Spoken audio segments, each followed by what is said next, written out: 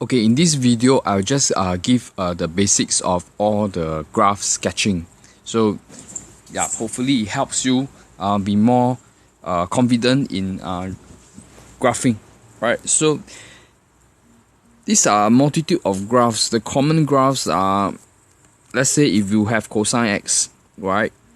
This is from 1 to -1. This is a cosine x graph. Right, you can think of fx equals to cosine x as a function, correct? And the smallest, this is this one, right?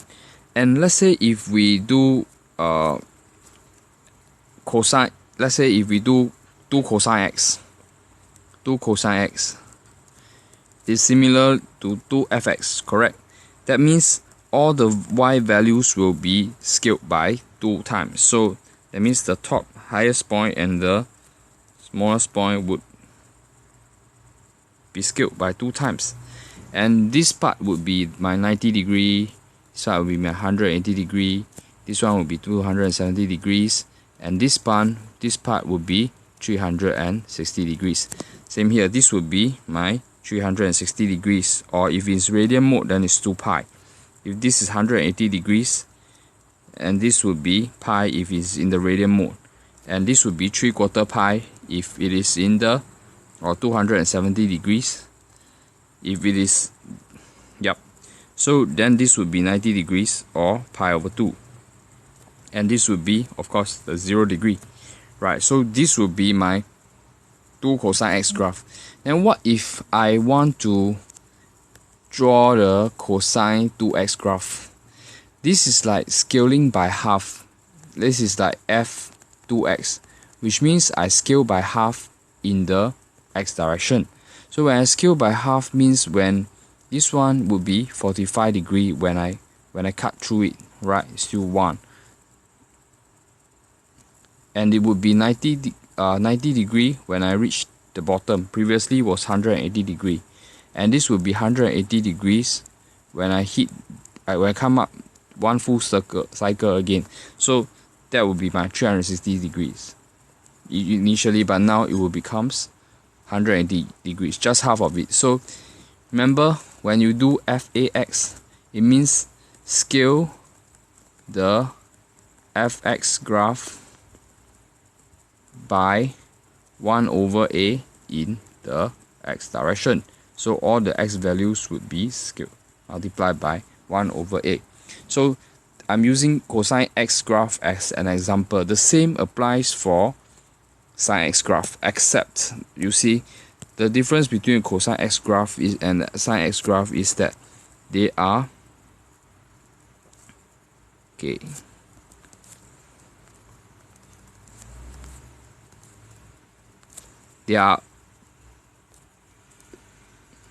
cosine x graph comes like this, sine x graph comes, they are 90 degrees apart. They are out of phase by 90 degrees. Right. So cosine x graph, and so this is my sine x graph. Similarly, this is 360 degrees or 2 pi, and this is 180 degrees or pi, and this is 3/4 pi, this point, and this point is pi over 2 or 90 degrees. So this is my sine x graph. If I do a sine 2x graph, similarly it will be scaled. The sine 2x graph would look like this. Right, that means it will be scaled by half in the x direction. It's not well drawn, but you get the idea, right? It will look like this.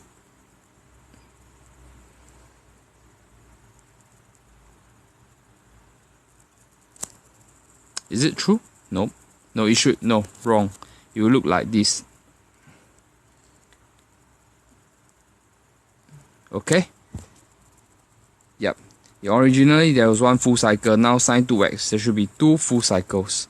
If I do sine 3x, then there will be 3 full cycles because all is scaled by 1/3. Let's say throughout the, let's say if I do sine 3x, it will be scaled by 1/3 in the x direction.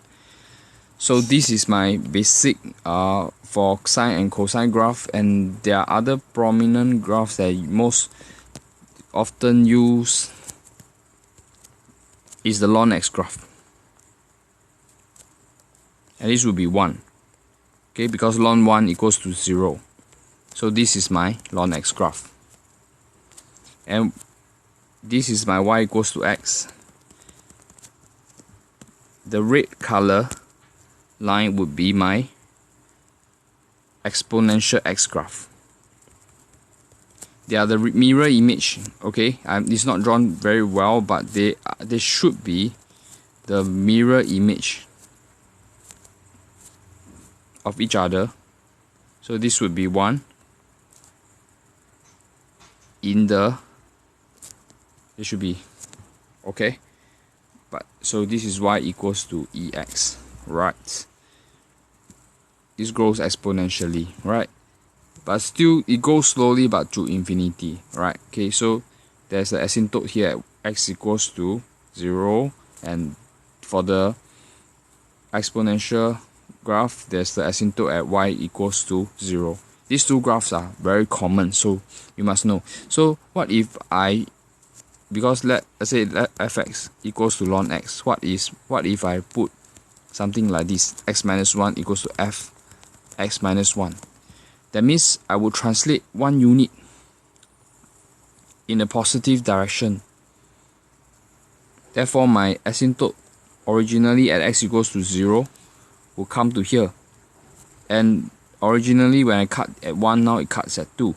So this would look like this, correct? This would be my y equals to ln x minus 1 graph. Okay, so these are just some ideas. Then what about let's say if I want to draw the y equals to e x minus 1 graph, right? So imagine if I want to draw then originally it cuts at 1, but now the 1 was shifted to here. Let's say y equals to e x minus 1 graph. So just now was fx equals to ex. Now I make it, so my this would be my since I use f for this, I will use g for this. So then my gx minus 1 would be this.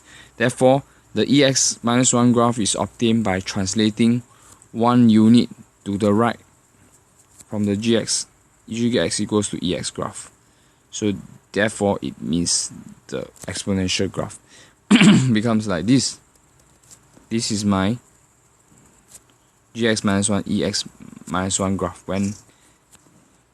So what are the transformations? The idea of transformations is like this, right? You just need to remember, let's say if I write it in this form, a plus b, right? What is my sequence of transformation?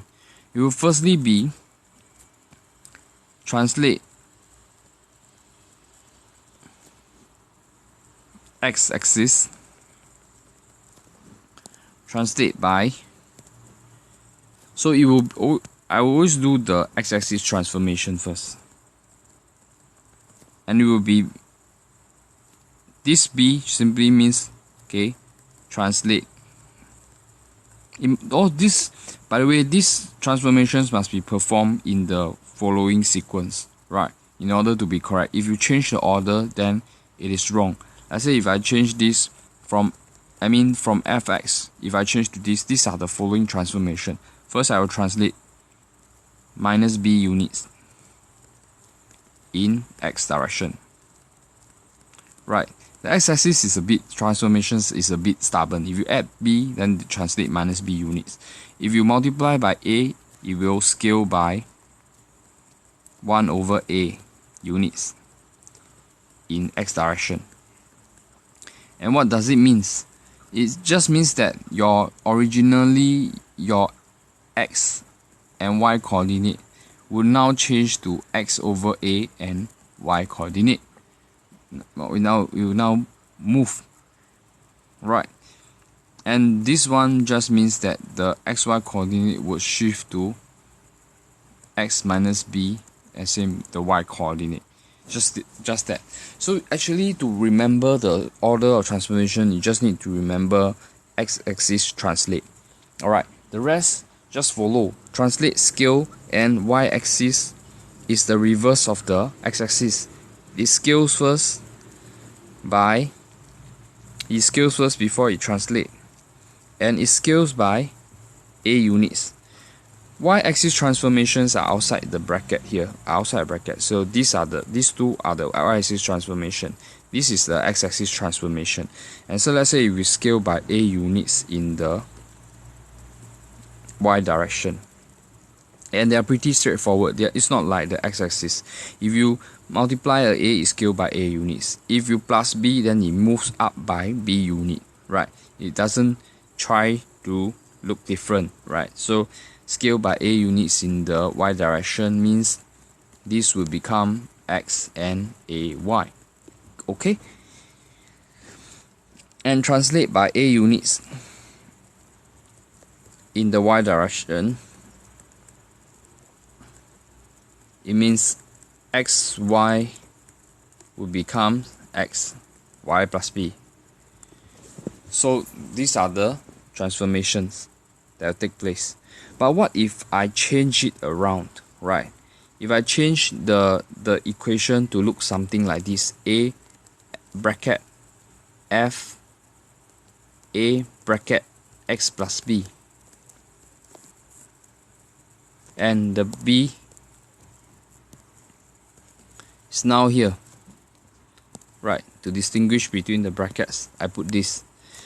So when this is done, right, the order of this changes. So we will scale first before we translate, and we will translate first before we scale. So we will scale first before we translate for the x-axis, and we will translate first before we scale for the y-axis. When we do the bracket, when the bracket is written like this way, right? Including, that means including the scaling is including the b in the bracket. You try this out yourself. If you draw a few graphs, and you know what I mean. And now that means what I mean. This means that my x-axis will scale before I translate. You see, it is reversed, and my y-axis would translate before it's scaled. But it's still the same, but this is still by minus b units, and this scaling is still by 1 over a units, and y-axis is still translate by a units. No, translate by b units. Sorry, b units, right?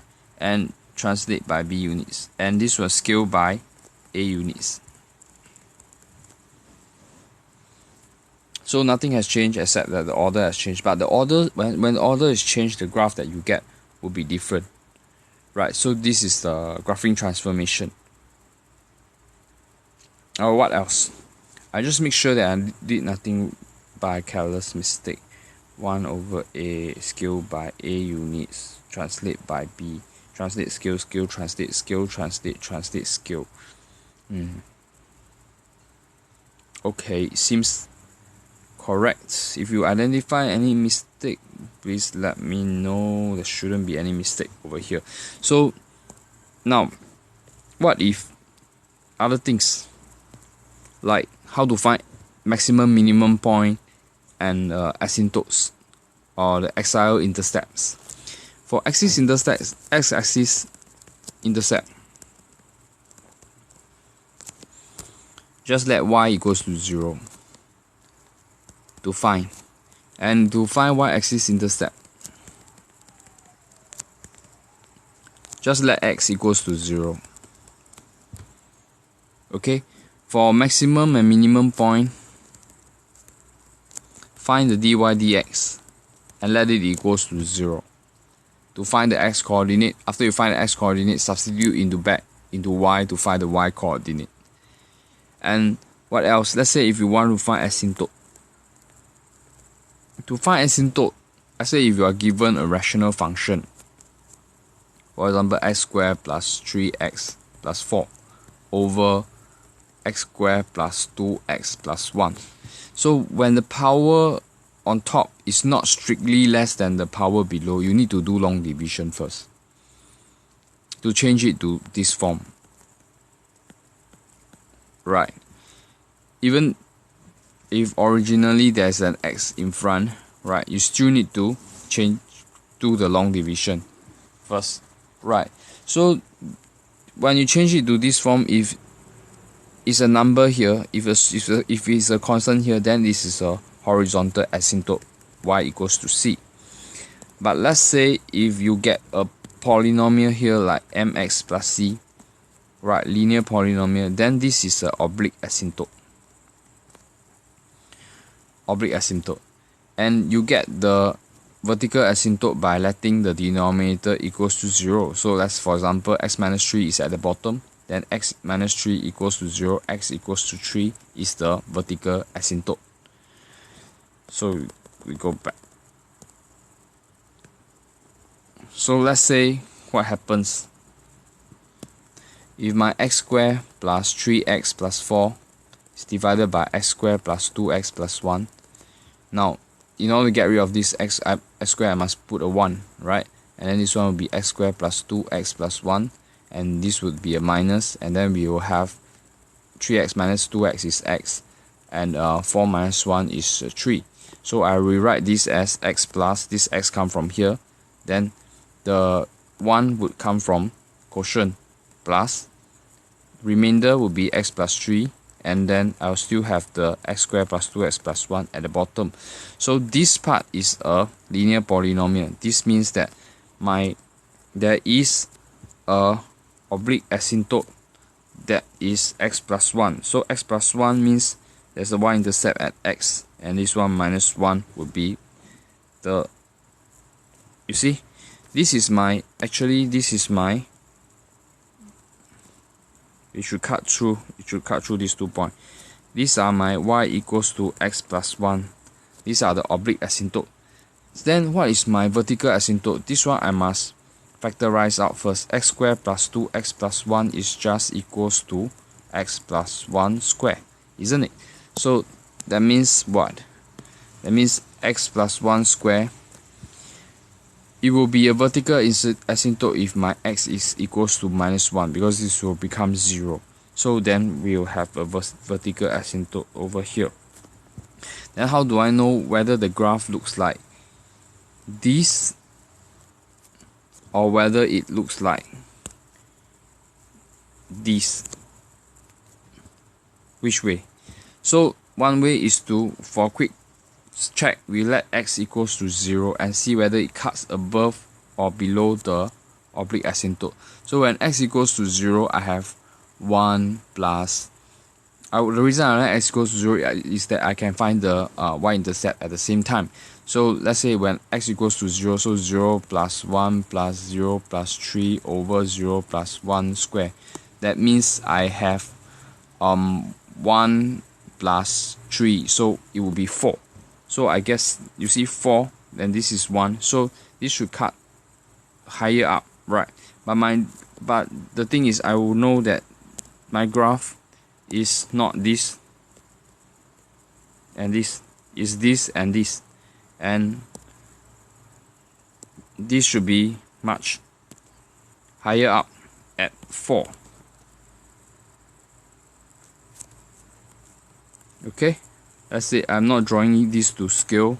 We just get the rough idea, right, of what I'm trying to say here, right? It's just maybe just 4 or things like that. So this is my graph. What else in graphing? For example, modulus.